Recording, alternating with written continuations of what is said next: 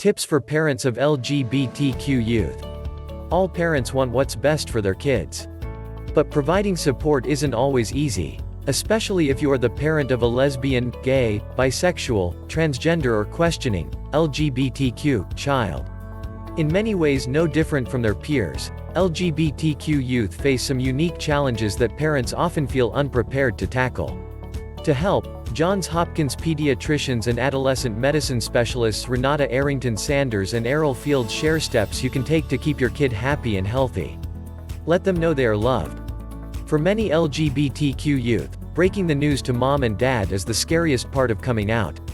Time and time again, we hear the same thing from patients. Once my parents are behind me, I can handle anything else the world throws at me, Dr. Fields explains. You're their anchor, and your acceptance is key. In fact, research shows that LGBTQ adolescents who are supported by their families grow up to be happier and healthier adults. You don't need to be an expert in all things LGBTQ to let them know you care. There's no right or wrong way to express love, reminds Dr. Sanders. Just be present and be open. Even if you're not sure what to say, something as simple as, "I'm here for you. I love you, and I will support you no matter what," can mean the world to your child. Encourage dialogue. As you're likely well aware, getting your kids to open up can feel impossible. Dr. Sanders and Dr. Fields say the best way to do this is to build trust and start small. Be curious about their life, advises Dr. Sanders. Get to know their friends and what they like to do. Ask them how their day went and if they learned anything interesting in school. If it's like pulling teeth at times, don't be discouraged. Children really do want to be able to talk to parents about what's going on in their lives. These conversations may seem like no-brainers, but staying connected to your child's world makes it easier for them to approach you with bigger, more complex issues, like sexuality. The more you communicate with your child, the more comfortable they'll feel. How to get them talking. You can't always rely on your children to initiate these exchanges, though. When you feel something needs to be discussed, try being less direct. Adolescents often have a hard time talking about themselves. Instead, bring up their friends or characters you encounter while watching age-appropriate movies or television together, suggests Dr. Sanders. Today's media provide plenty of teachable moments for parents to seize. While it may seem less personal, it is an opportunity to broach sensitive topics in a way that's not so scary. For instance, if a movie has a bisexual character, spark a conversation by saying, "The character in this show is attracted to boys and girls. That's okay with me. What do you think?" Learn the facts. When we speak with parents, we hear a lot of misconceptions about gender and sexual orientation, says Sanders. Empower your parenting with what experts know. It's not just a phase. Embrace, don't dismiss, their evolving sense of self. There is no cure. It's not something that needs to be fixed. Don't look for blame. Instead, celebrate your child and all that they are. Stay involved with the school. Kids spend almost as much time in the classroom as they do at home. Here's what you can do to make sure they feel comfortable there, too. Advocate for a gay-straight alliance, GSA, which has been shown to make schools safer and boost academic performance among LGBTQ students. Maintain frequent contact with teachers. That way, you'll know when issues arise. Push for more inclusive sex education. Very few states allow schools to provide LGBTQ students with the information they need to be safe and healthy. Be aware of these knowledge gaps so that you can fill them yourself. Above all, don't hesitate to speak up. Parents forget that they have a huge voice in the school system. You do have power, Dr. Sanders emphasizes. If there's a problem and the school isn't taking your concerns seriously, go to the principal or even the school board. Look out for signs of bullying. Bullying is a problem for many students, but LGBTQ youth in particular are often targeted for being different.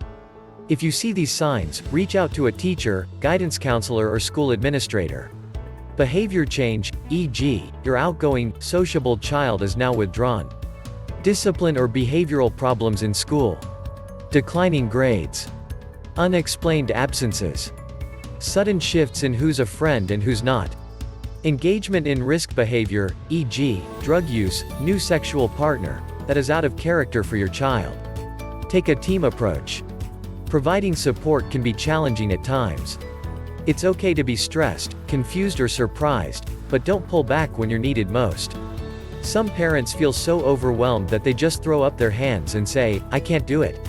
It's a lot for parents to process, but don't leave your kid in the lurch, urges Dr. Sanders. Remember, your child is having more difficulty with this than you are, says Dr. Fields, and your duty as a parent comes first. If you're struggling, reach out for help. Team up with a pediatrician, a counselor at school, close family members, and even community organizations. For example, parents, families and friends of lesbians and gays, PFLAG, if you're having trouble going it alone. Ensure they form healthy relationships. As kids become teens, it's okay for them to develop interest in other boys and girls their age. Dating is daunting for most parents, especially parents of LGBTQ youth, but it's an important part of adolescent development for all children, assures Dr. Fields. To keep them safe, be involved and stay connected.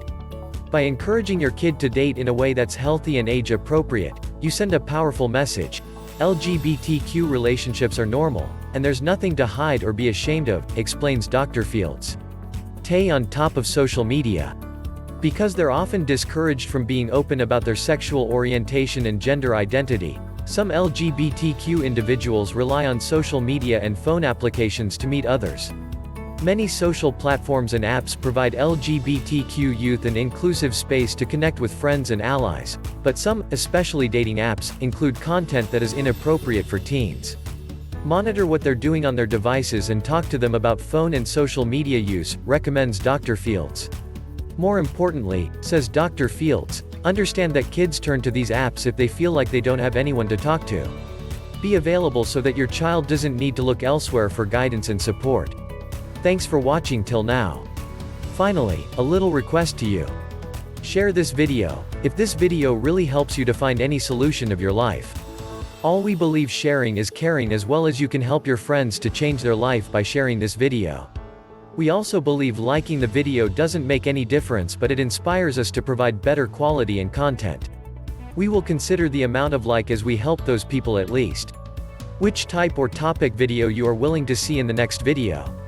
Let us know in the comment below, because helping you is our main intention. The next video will be published next week. Subscribe and get connected with us to get many of these types of videos. More wisdom.